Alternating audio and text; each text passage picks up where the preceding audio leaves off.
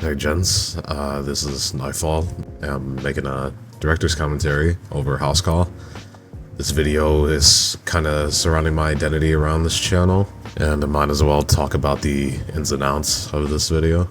It's gonna be anything but formal. I'm just gonna be commentating over the footage here and talk about the ins and outs within the span of the video's timeline. Now again, I will say I am surprised at the results of the limited resources I had on hand when making this film, considering it was captured on console and I edited on my phone, this app called CapCut, where a lot of TikTokers use for their flashy edits. Now, I'm not going to cover everything in the film, because 14 minutes is definitely not enough time to cover every little detail presented in this footage here, but I will do my best. So this was filmed with my MILSIM community that I've been running for a few years now. It was called Joint Task Force Blackthorn.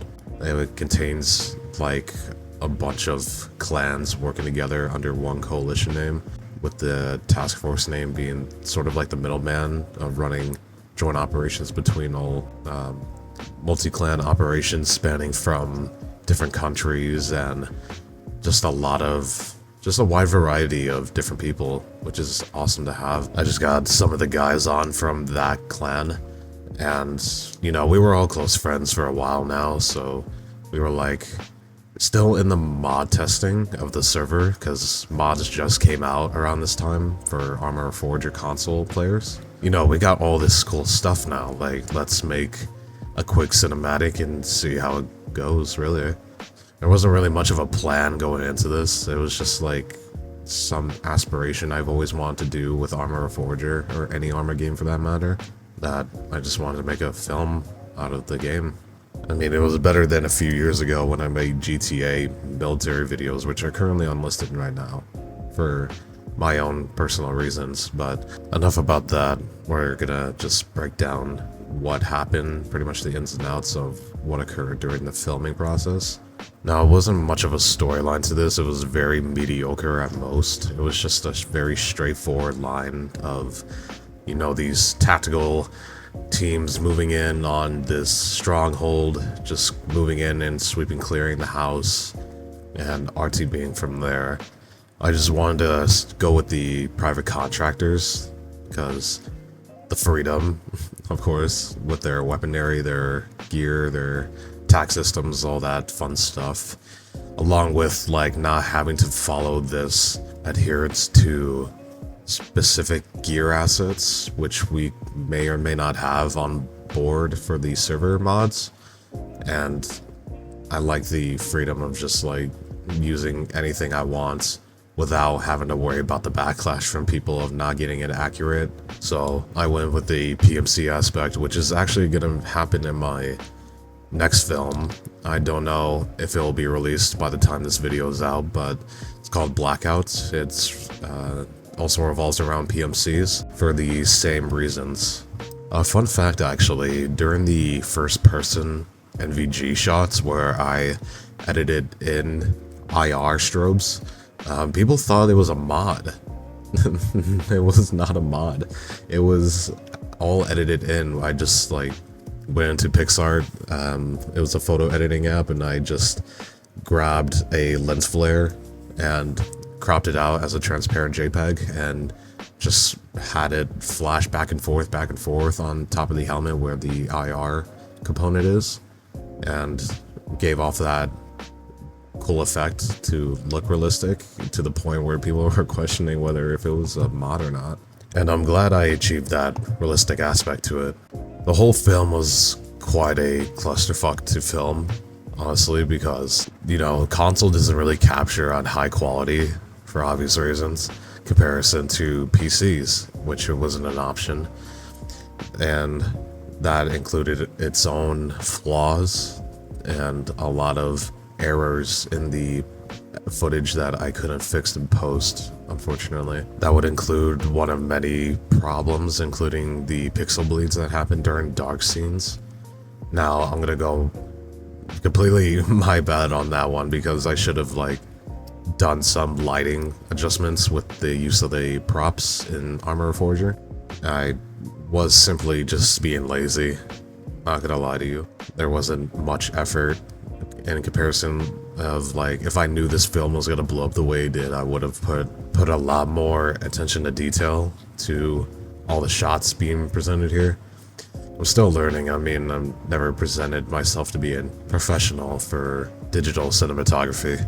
And the ISR scene right here, I took inspiration from the movie Warfare, where they had this long one-shot take ISR scene, which I was deeply in love with and wanted to replicate in this film, where we would have like this ISR drone operator just talk over like the general AO along for the viewers to get a grasp of the grounds of where the contractors are moving.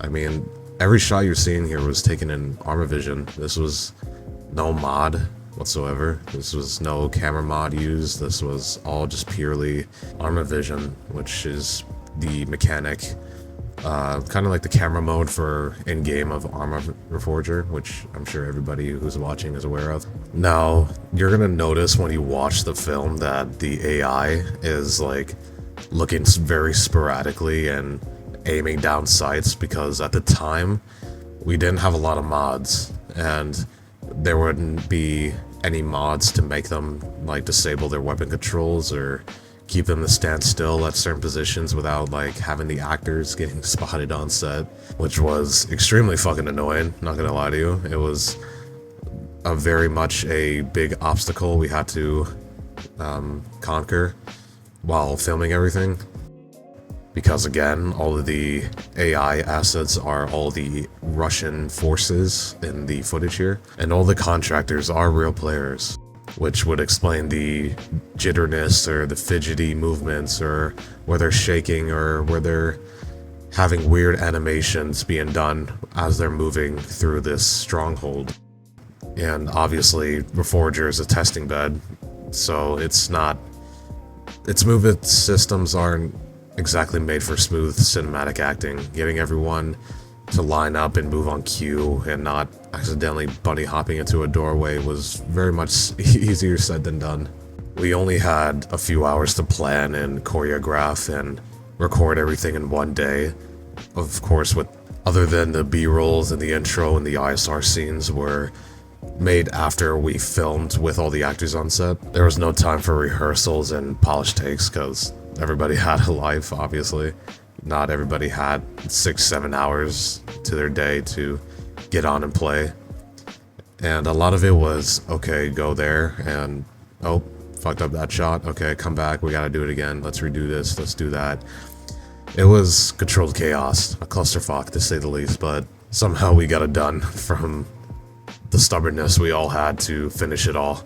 Now, for the voice actors, I had a few real voices act on set, and I had a few voices I voiced and put into 11 Labs to change up the dynamic of the voice. That way, I can include any dialogue at any point and give it time as I'm editing in post-production.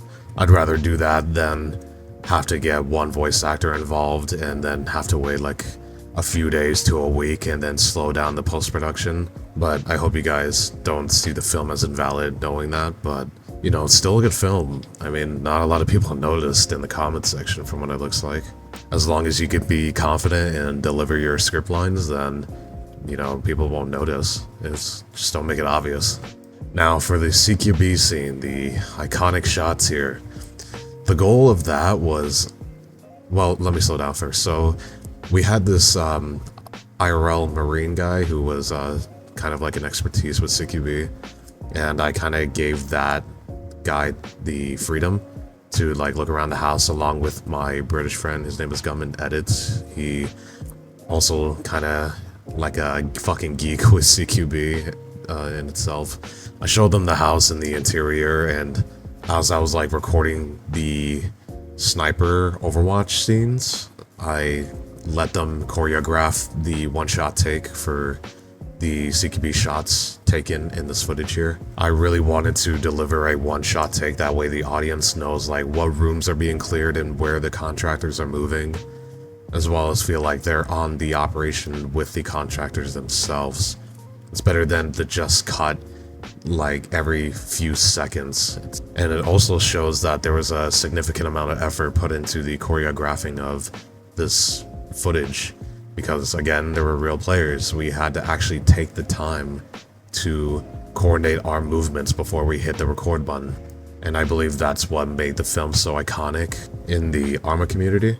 And that took a long time to do, because again, then that's when the jitterness came back in for the characters, and I had to tell them on like maybe the 6th attempt while filming the one-shot take. I was like, hey, you can't be moving so fast, you can't be swinging your rifle around like you're in fucking PvP mode. You gotta have that main character syndrome. I keep saying like, hey, just keep it slow. I know CQB is supposed to be fast, that's why I will make it faster in post and speed up the clip.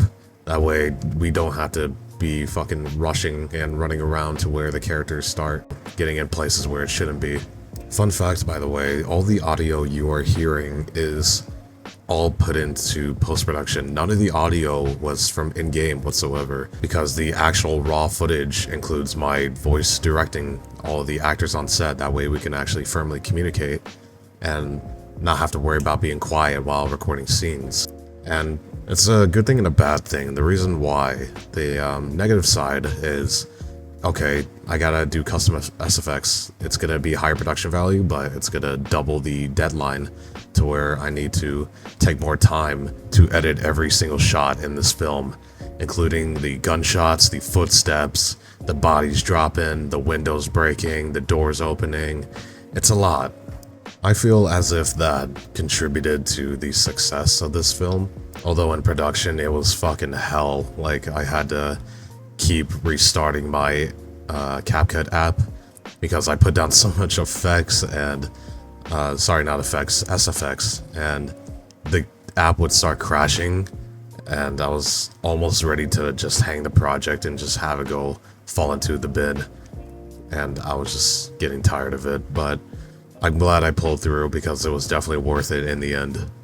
The payoff was the traction to this channel and the friends I made along the way, because it drove in a lot of new people to the Joint Task Force, and I would call them my real close friends now. That's where they came from. That's how we all met up together. Anyways, I don't even know why I just started using lanterns and lighting backdrops in this shot. I'm gonna go my bad on that one. The only lit shot that shows actually what the fuck is going on, other than the dark scenes, which I got critiqued for, and that's understandable. I will go my bad on that one. That was just a general creative mistake on my end, and I apologize for that. At the end of the day, this film is not perfect, not even close, but I am proud of what we pulled off with the time, tools, and stubbornness we have. And I appreciate every single one of you for giving the positive feedback that I've received in the comment section, to where I attract some of the biggest Arma YouTubers and FPS tubers, and it was such a surreal moment for me when I saw. I was so fucking stoked to see how big this video blew up, and I am beyond grateful. I'm still learning the principles of cinematography and general storytelling, and I hope to continue captivating the viewers while being able to present my visions and bring them to reality. Thank you guys so much for watching. If you enjoyed the just me yapping and talking over how my long, lengthy projects were made, then let me know. If you have any questions, I am very much open to answer them in comments, as long as they're constructive criticism or just general questions out of curiosity that you might want answered. That is all for today. If you want to join my new Discord community, feel free to click the link down in the description below. Have a good day, have a good night, and take care.